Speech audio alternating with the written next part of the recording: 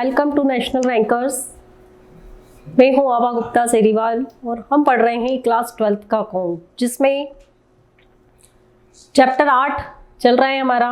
Company के जो अंश होते हैं उनका हरण और उनका पुनर्निर्गमन किस प्रकार से कंपनी के द्वारा किया जाता है जब कोई अंशधारी भुगतान नहीं करता है। अब जो क्वेश्चन हम करेंगे उस क्वेश्चन में दो कंडीशन दी गई हैं अंशों को पुनर्निर्गमन करने की। तो पहले हम क्वेश्चन देख लेते हैं कि क्वेश्चन क्या है हमारा। एक कंपनी ने 10,000 अंश 10 रुपये वाले 5 रुपये प्रति अंश प्रीमियम पर आवेदन पर 5 रुपये, आवंटन पर 7 रुपये प्रीमियम शामिल करके और शेष याचना पर जो कर ली गई है निर्गमित किए। ये जो कंपनी ने शेयर निर्गमित किए हैं वो प्रीमियम पर निर्गमित किए हैं। प्रीमियम पर अंशों का निर्गमन है ये, और प्रीमियम की राशि कंपनी ने कब मांगी है? आवंटन पर। एक अंशधारी जिसको 100 अंश आवंटित किए गए थे, कितने अंश दिए गए थे उसको? 100। उसने क्या करा? आवंटन और याचना की राशि का भुगतान नहीं किया, उसके अंशों का हरण कर लिया गया। हरण किए गए अंशों को पूर्णदत्त के रूप में 1300 रुपये में पुनः निर्गमित कर दिया गया। उपयुक्त को ध्यान में रखते हुए अंतिम रोजनामचा प्रविष्टि क्या होगी? अंतिम मतलब आपको हरण और पुनः निर्गमन की एंट्री करना है। इसमें आपको सारी एंट्रीज नहीं बनाना है, एप्लीकेशन, अलॉटमेंट, इनकी एंट्री आपको नहीं करना है। सिर्फ आपको हरण की एंट्री करना है, उसके बाद पुनः निर्गमन की एंट्री करना है। वो भी 2 दशाओं में करना है। पहली दशा उसने बता दी, पहली कंडीशन उसने बोल दी कि पूर्णदत्त अंश के रूप में 1300 रुपये में पुनः निर्गमित किया जाता है। और सेकेंड कंडीशन, यदि अंश 700 रुपये में पूर्णदत्त अंशों के रूप में पुनः निर्गमित कर दिए जाए तो आप क्या जर्नल एंट्री करेंगे? तो पहली जो एंट्री होगी हमारी वो हरण की होगी। डायरेक्ट हरण की एंट्री से हमको स्टार्ट करना है। तो हरण की एंट्री जो होगी वो हमारी सबसे पहले होगी। उसमें देखिए आप, अंशधारी ने आवंटन की राशि का भुगतान नहीं किया। उसने क्या भुगतान नहीं किया? आवंटन और याचना की राशि का भुगतान नहीं किया। आवंटन का भुगतान नहीं किया, इसका मतलब ये कि उसने प्रीमियम का भी भुगतान नहीं किया। तो शेयर कैपिटल के साथ साथ अब हम सिक्योरिटी प्रीमियम को भी डेबिट कर देंगे, क्योंकि वो भी राशि कंपनी को प्राप्त नहीं हुई है। इसलिए इसके लिए ये कॉलम हमने बना लिए। फर्स्ट एंट्री हम करेंगे अंशों के हरण की, share capital account debit,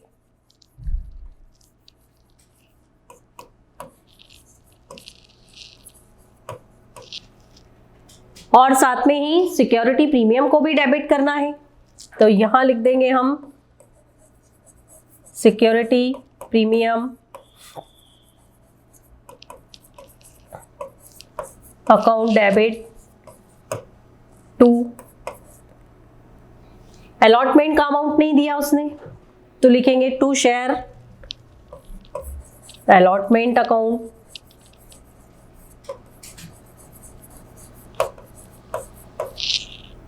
to share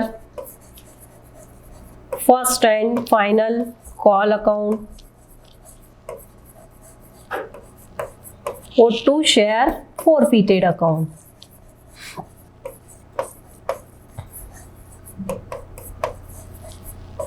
ये हमको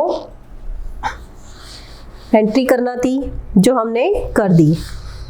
अब देखो इसके पास टोटल थे 100 अंश और एक अंश की वैल्यू है 10 रुपए। तो 100 अंश पे 10 रुपए के हिसाब से अंश पूंजी कितनी हो गई? 1000। ये शेयर कैपिटल में डाल दिए हमने। एक अंश पर प्रीमियम की राशि है 5 रुपए, तो 500 रुपए हो गए प्रीमियम के। तो डेबिट में टोटल अमाउंट हो गई हमारी 1000 और 500 1500 रुपए। अब हम अलॉटमेंट का अमाउंट निकालेंगे। अलॉटमेंट पे कंपनी ने मांगे हैं टोटल 7 रुपए, तो 100 इंटू 7 700 रुपए हो गए। एक अंश की कीमत थी 15 रुपए प्रीमियम सहित, जबकि 5 और 7 12 रुपए कंपनी के द्वारा मांग लिए गए। 5 रुपए कंपनी ने आवेदन पे मांग लिए और 7 रुपए कंपनी ने आवंटन पे मांग लिए। 15 में से टोटल 12 रुपए कंपनी ने मांग लिए, तो अब बाकी के बचे 3 रुपए कंपनी कब मांगेगी? प्रथम और अंतिम याचना पर। तो यहां लिख देंगे हम 100 इंटू 3, 300 रुपए। और जो राशि वो कंपनी को दे चुका था, जो राशि वो कंपनी को दे चुका था, वो उसकी क्या होगी? जब्त हो जाएगी।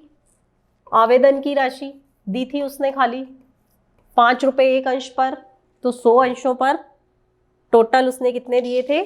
500 रुपए। ये एंट्री हो गई हमारी। डेबिट क्रेडिट इक्वल हो गया। अब नरेशन लिख देते हैं हम। Being 100 shares forfeited। ये तो एंट्री हो गई हमारी फॉरफीचर की। अब हमें एंट्री करना है रीइशू की। तो रीइशू की जब हम एंट्री करने जाएंगे तो उसमें हमको 2 कंडीशन दी गई हैं। जब हरण किए हुए अंशों को उसने 1300 रुपए में पुनः निर्गमित किया हो, और जब हरण किए गए अंशों को उसने 700 रुपए में पुनः निर्गमित किया हो। तो जो पहली कंडीशन है उसको हम करते हैं केस फर्स्ट, क्योंकि हरण की जो एंट्री है वो तो दोनों दशाओं में सेम होगी, इसलिए उसको बार बार करने से कोई मतलब नहीं है। अब हम रीइशू की एंट्री करेंगे। जब कंपनी के द्वारा 1300 रुपए में अंश को पुनः निर्गमित किया जाता है, तो हम एंट्री बनाएंगे बैंक अकाउंट डेबिट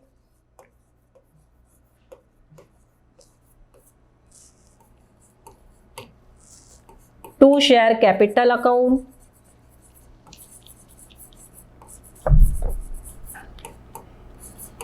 और टू सिक्योरिटी प्रीमियम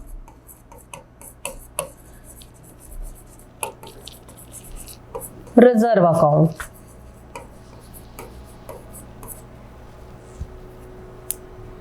बैंक में आ जाएंगे 1300 रुपए, लेकिन अंश की बुक वैल्यू अंकित मूल्य कितना है? 1000। तो यहां आ जाएगा 1000, और बाकी के जो 300 रुपए हैं वो क्या मान लिए जाएंगे? Security premium. नरेशन लिख देंगे हम। Being 100 shares reissue at premium.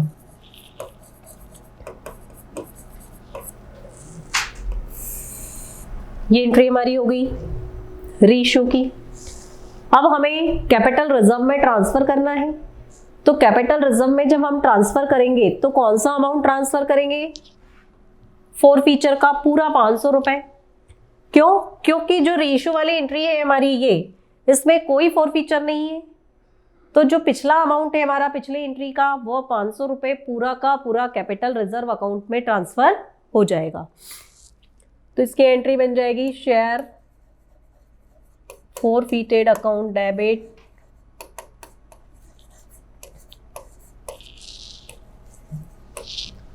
To capital reserve account.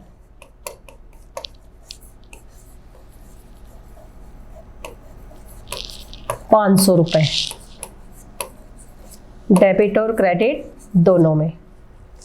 Narration लिख देंगे हम। Being balance of forfeited account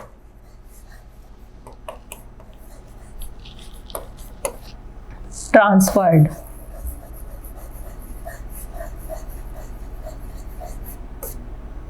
ये एंट्री हो गई इसकी। अब इसके बाद सेकेंड कंडीशन की एंट्री हमको करना है।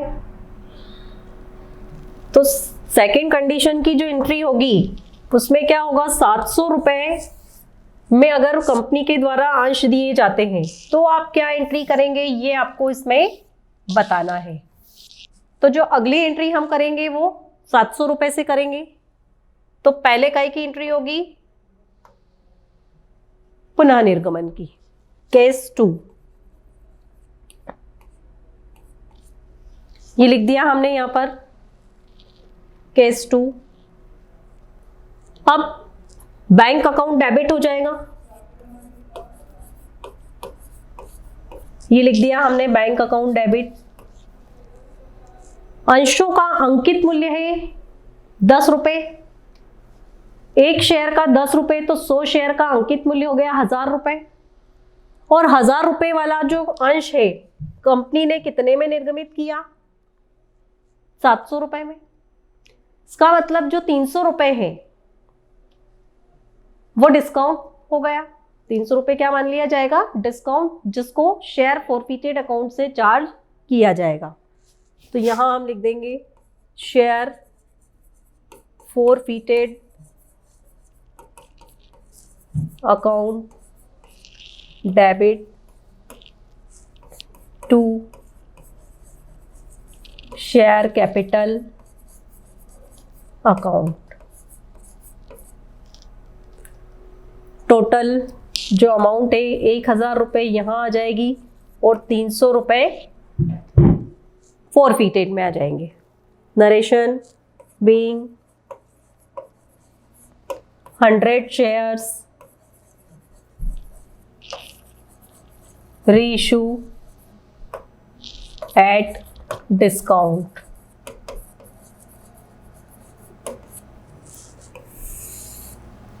अब कैपिटल रिजर्व में ट्रांसफर की एंट्री करेंगे हम। तो जब शेयर फॉरफिटेड की अमाउंट को कैपिटल रिजर्व में ट्रांसफर करेंगे तो उसके लिए हमको क्या करना होगा? जो हमने पहली एंट्री की थी हमारी, उसमें फॉरफिटेड देखेंगे। उसमें फॉरफिटेड कितना है हमारा? 500 रुपए है। तो इस 500 रुपए में से डेबिट वाले 300 को माइनस कर देंगे। ये 500 माइनस 300 बचा कितना? 200 रुपए। ये क्या होगा? कैपिटल रिजर्व में चला जाएगा। तो ये एंट्री हो जाएगी हमारी शेयर फॉरफिटेड अकाउंट डेबिट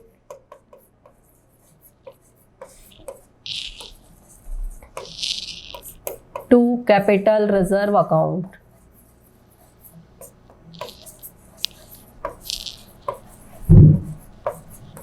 ₹200 और नरेशन हो जाएगा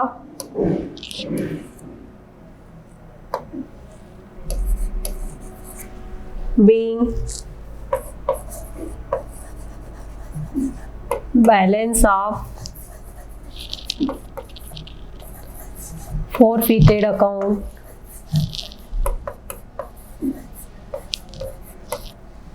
ट्रांसफर्ड।